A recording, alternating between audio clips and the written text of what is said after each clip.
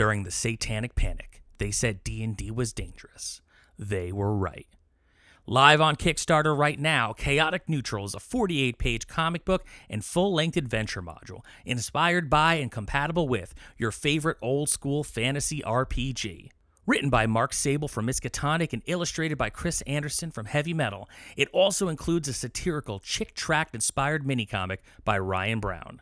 Add-ons include dice, monster trading cards, and even a live D&D session DM'd by Mark. Chaotic Neutral is available right now on Kickstarter, and you can back it all the way until October 28th. So if you're looking for some chaotic RPG fun, Chaotic Neutral's for you, now through October 28th on Kickstarter.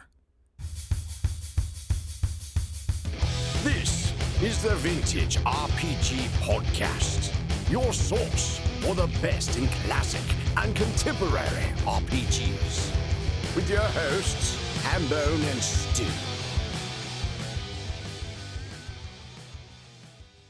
Welcome to the Vintage RPG Podcast, coming at you again from the clubhouse, hidden somewhere in the swamps of New Jersey.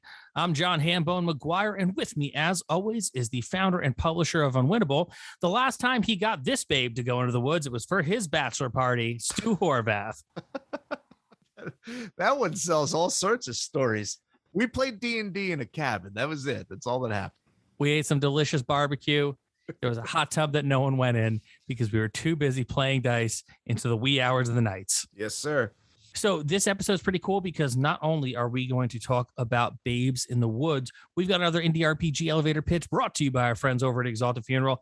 This week, friend of the show, Mark Sable, is back to talk about his Kickstarter for Chaotic Neutral. But before we get to that, Stu, why don't we tell our listeners a little bit about Babes in the Woods? So this is our de facto Halloween episode. We were talking and I was just like, I don't know what to, I feel like we've done, Ravenloft for like 17 years straight. I feel like, I don't know, maybe we've played out Ravenloft. And I was like, well, and Hambone's like, oh no, of course, there's more Ravenloft. We can always go back to that well. And to a certain extent, I agree.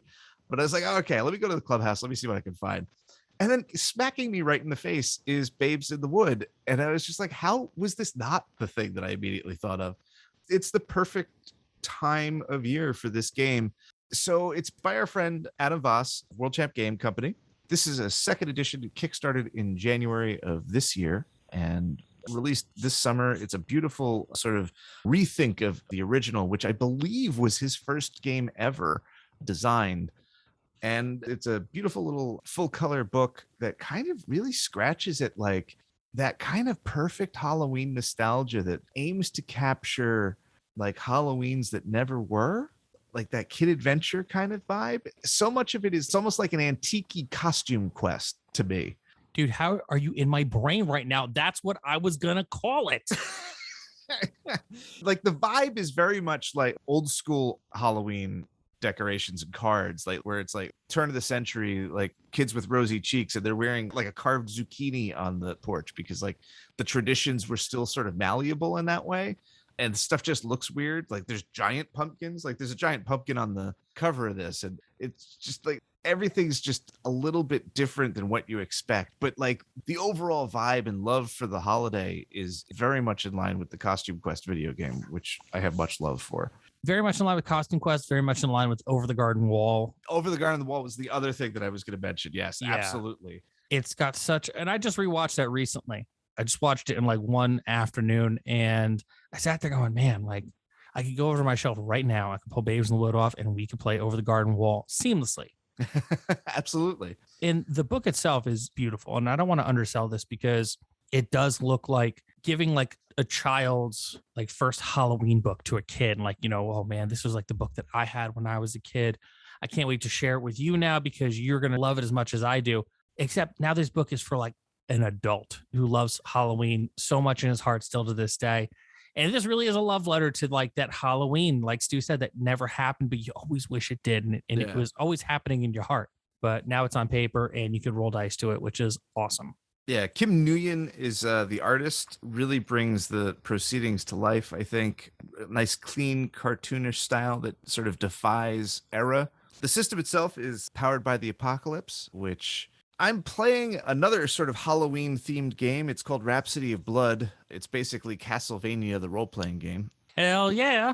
Yeah, and that also is powered by the apocalypse.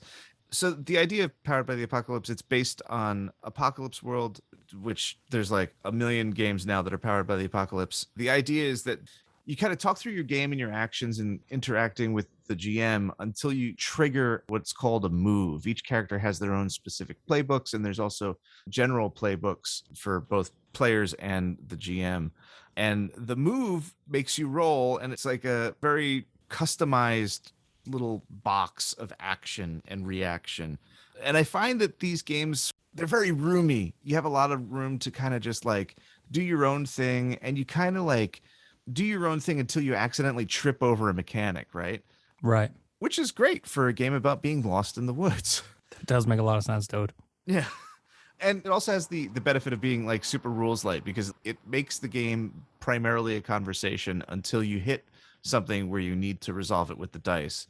And it feels almost like you remember how 4th edition D&D had a very, for better or worse, it had a very push button feel. Like, I'm going to hit this button and it's going to make that action happen. Yeah. Like those cards and everything. Similar vibe for Powered by the Apocalypse. And that carries through to this because it's, it is powered by the apocalypse. And the idea is that you're kids of different stripes. You could be regular kids out for Halloween. There is a table for generating random Halloween costumes, which I really appreciate. So yeah, you could be an older kid, you could be a younger kid, you could be an animal, you could be an animated toy, or you could be, I believe they're called wood children, who are like kids who were lost in the woods like 150 years ago and have become sort of like inhabitants of the woods. I love that. Yeah, which is cool and spooky. And you're sort of wandering the woods. You're stuck there until you find sort of your true self. And then you can move on to where your destination. For most characters, that's going to be a return home. Not so much for like the animals and toys, but those sort of open up different narrative possibilities. And the woods are sort of delineated by two sorts of spaces in the woods. There's what's called hollows, which are sort of safe, a cottage in the middle of the woods, or like a small village, or even like a cave, like a location that has people in it that you can interact with. And then there's the wood itself, the twisting paths and the underbrush and all that. So you and the other characters are trying to find things and interact with characters and solve sort of the mystery of yourself, while also trying to avoid the shadow. I believe he's called the Fiend. Yeah, the Fiend. And he's served by shadows, and he's sort of a force for darkness that's manipulating the proceedings. Might be the reason that you can't just walk back to your house. And that's basically it. It's sort of like a sandbox where you get to explore this perpetual Halloween twilight, which like is so appealing to me in like every way, even as a person who doesn't particularly like costumes. I love this game, and it feels wholesome and dark at the same time, which is a really, really difficult line to walk. Oh yeah, that is not easy. Yeah, usually it just naturally tips over too far in either direction. And maybe because it is sort of an exercise in nostalgia, like I don't think that this game naturally appeals to children. I think that it appeals to adults who wish they were children, which might be a fairly narrow demographic, but dealing with role-playing games, who knows? It might be the biggest demographic there is. I mean, some would say. Also, you're talking to the guy who at age 33 showed up at your mom's house trick-or-treating because I was bored, and I was like, man, like no one is going trick-or-treating today. It's the most beautiful like day ever. I wish I had days like this when I was a kid going trick-or-treating. So, dear listener, I was 33. I was working in a restaurant, and it was a Sunday, and it was Halloween. And this was after we had like hurricanes and things, and kids lost like 2 Halloweens, and no one was out trick-or-treating. And I was like, this is wrong. I have to do something about this. So I was already in costume because I was working on Halloween in a restaurant, made a map where I would leave the restaurant I was working in Westwood, New Jersey, and I figured out all the stops that I could make efficiently, stopping at all my friends' parents' house, because I thought, one, they're going to pop because Hambone's showing up trick-or-treating, age 33 years old, dressed like a pirate. 2, they're going to call their kids and be like, your friend Hambone stopped by the house today, and my friends are going to know what the hell to do with this. 3, I'd get candy. And it was the most flawless trip until I got to Stu's house, and there were some kids who were in front of me, and Stu's mom's like, "Oh, I am Moan. That's very nice. You're taking your like little cousins or something trick or treating," and I'm like, "Yo, dog, I don't know these kids." And then at that point, I was like, "Oh, I guess this is kind of maybe." I mean, I didn't really think this one through, but yeah, I got enough candy that I was good for like a solid couple weeks. Speaking of candy, the character sheet is literally a pile of candy, which It's is awesome. It's so good. I sprung for the Lux limited edition, so I got like an enamel pin, custom dice. It was wrapped in like this nice bandana that's got like a Halloween print going on. There was a mask, like a paper mask. Loved it. And like it's just the three main stats are steam, which is like strength, like your physical stuff, noodle, which is all your brain stuff, like your wits and your smarts, your cleverness, and then mush, which is all your social skills. When things get mushy, people start talking about their feelings. There's some cool little tools for sort of managing the game. There's lots of like prompts for creating your own hollows, structuring your game, timing. There's this really brilliant thing in the end. It's like the last page of the book, and I don't really recall a deeper explanation of it, but it's sort of like a timer for you running the game, in which like basically the first time someone uses one of their moves, you check a box, and the first time somebody gets a mediocre result. With Apocalypse World, it's D10, 8, 9, 10 is a success. 6 and 7, I think, is a something good, something bad, and then the lower numbers are all failure. When the first time somebody hits a 6, you check another box, and then you keep going. Like, there's like these little requirements, and as you go, those unlock moves that you as the narrator can use to like mess with the characters and screw up the story, like, you know, complicate the story in dramatic fashion. But it's nice to have sort of like a matrix that tracks that. That's awesome. That's based specifically on character successes, or actually, I guess, middling successes. I just think that's a really clever idea. I'm not super familiar with Apocalypse World to the point where I can tell you this came from that or if this is Adam's innovation, but it's really cool, and I like the way it's presented. It's in a friendly kind of way where I want to check those boxes, really. There is something very, very like cool and calming about that. And I'm going to say some things about Adam Vass right now and pretend like he's not going to hear this episode, but he is brilliant. He is brilliant, and he designs games and has an eye and an aesthetic for game design unlike anyone else. I look at Adam Vass and I imagine this is the dude where they're like, yeah, I don't know, that's never been done before. I don't know why they would do that. And then he would probably be like, yeah, why don't they? And then he does it. Such an innovative designer, such cool ideas that he doesn't half-ass. He kind of rides it all the way out to the nth degree. I mean, I have like a newspaper game that he put out that was like The Evil Dead. Essentially rules to play The Evil Dead that I'm blanking on right now because I've bought in so much of his stuff because he keeps putting out good stuff. So if you're not familiar with World Champ Game Co., I highly, highly recommend you check it out. If you're not familiar with Adam Vass, he's also got a killer band called Law Dispute. You might want to get in on that tip too. Like, very talented dude, very humble dude, very cool dude. And you will love everything that Adam Vass makes. Yeah, once you get on his vibe. So like, I think the first thing that I encountered by Adam was Deals with Demons. Was a limited edition sort of alternate death mechanic for 5e. It remains my pick for most interesting D&D 5e expansion fan, hack thing. And from there, I just like, after I discovered that, I basically bought one of everything in his store at the time. And like, he was sort of my entry into sort of a wider world of story games and indie design at the time. And just like astounding to me how many games he has put out. Like, I have a box dedicated to Adam, just like of stuffed full of things that he has made. He's made more games than I will ever have time to play.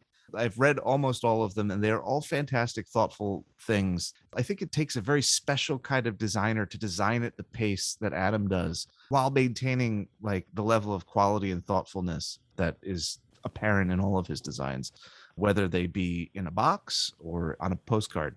Endlessly astounding to me. Yeah, I mean, I've got enough of his stuff strewn about my apartment. He's practically my roommate at this point. I get it. And again, I cannot put over World Champ Game Co. enough. Studio, any final thoughts on Babes in the Wood?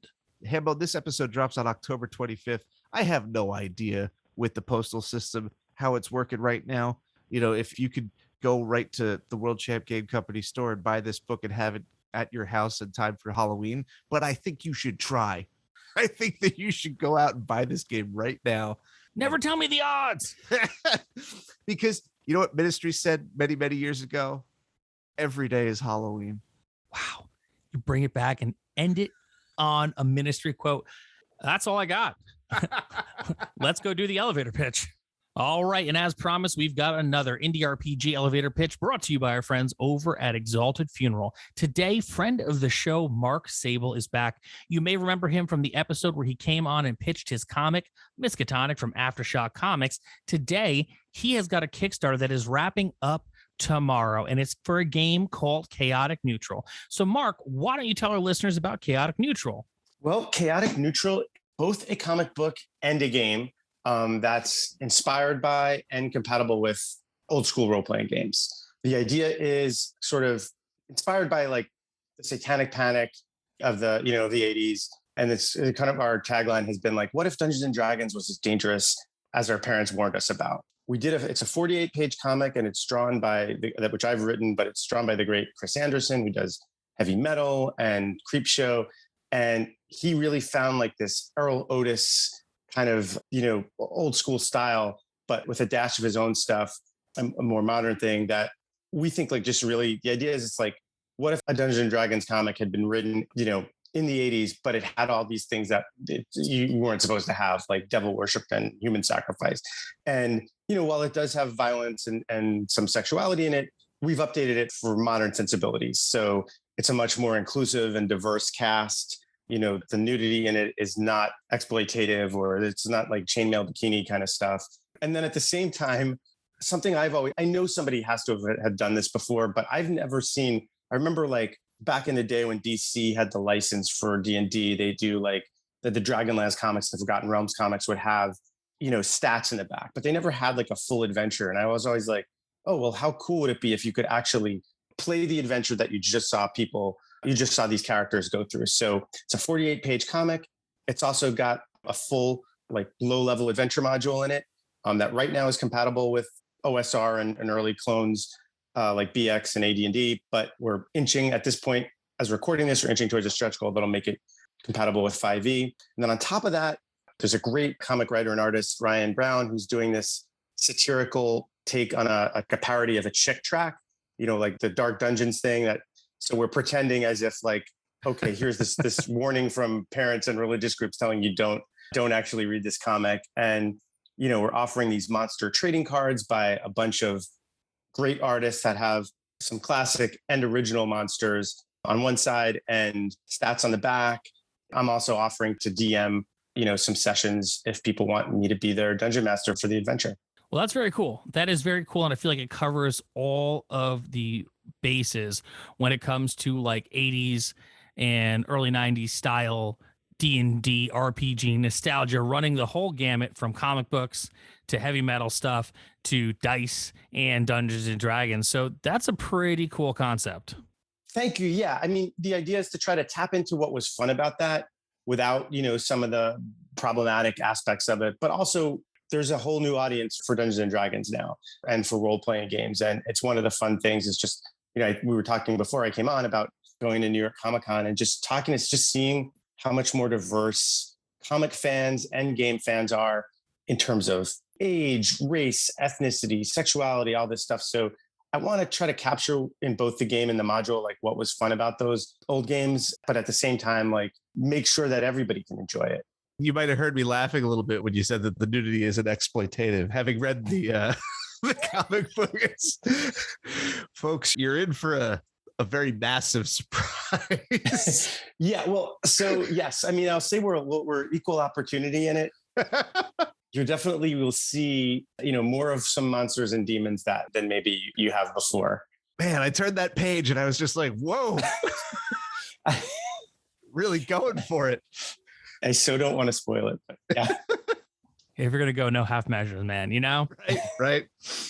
So, Mark, this is wrapping up on Kickstarter tomorrow. Dear listener, when you listen to this episode, the very next day, Chaotic Neutral by Mark Sable and Chris Anderson will be wrapping up its time on Kickstarter. It's already funded, and that doesn't mean it's time to let your foot off the gas. You want to hit every kind of stretch goal that you can find. This is going to be a fun game for everyone to play. Some really wild shit inside of Chaotic Neutral. So, Mark, why don't you hit our listeners with that final pitch for Chaotic Neutral?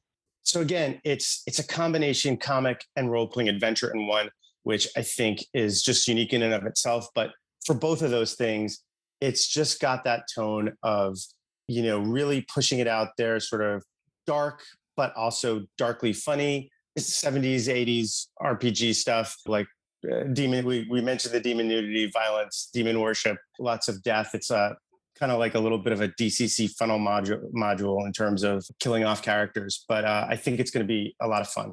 Well, very cool. Mark, before I let you go, why don't you tell our listeners where they could find you online, because you do have some pretty cool comics coming out soon. Thanks. Yeah. So best place to reach me is on social media is at Mark Sable, MarkSable. I'm on Twitter and Instagram there. And yeah, I've got, we're doing a follow-up to Miskatonic called Miskatonic, Even Death May Die. There is no meth in it, I promise. And also that'll be out from Aftershock in November. And hopefully at the end of October, we should finally have Dracula, Son of the Dragon, about how Vlad the Impaler became the vampire known as Dracula, coming out from Dark Horse. It's just got some nice reviews on Publishers Weekly. So I hope people will check that out. Very cool. Well, folks, definitely boogie on down to Kickstarter. Click back on Chaotic Neutral. Tomorrow's your last chance to grab it. And this was another amazing episode of the Vintage RPG Podcast. Stu, where can the people find you? You can find me on Instagram at Vintage RPG, posting about things like Adam's Games, World Champ Game Company, a fixture of Vintage RPG's Instagram feed for many, many years. You can find me on the Twitter and on Instagram at John McGuire RPG. I'm posting daily. I'm leaving the house now. Stuff is happening. You could also check out Vintage RPG on Patreon. If you like the show, if you really like the show, why not become a patron? Patreon.com/Vintage RPG. We've got early release episodes. We've got a behind the scenes look at my RPG 321 action. We've got a behind the scenes look at Stu's book, still tentatively titled Experience Points, and so much more. Patreon.com/Vintage RPG. If you like the show, don't forget to rate, review, and subscribe, because your reviews really do help other listeners to find us. So for Stu Horvath, I'm John Hambone McGuire. May the dice always roll in your favor.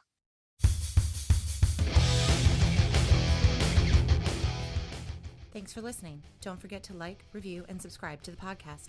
Every review helps other listeners to find us. The Vintage RPG Podcast is a ham-fisted production. Music by Dega West. Art by Schaefer Brown. If you like the podcast, you should also consider becoming a patron at patreon.com.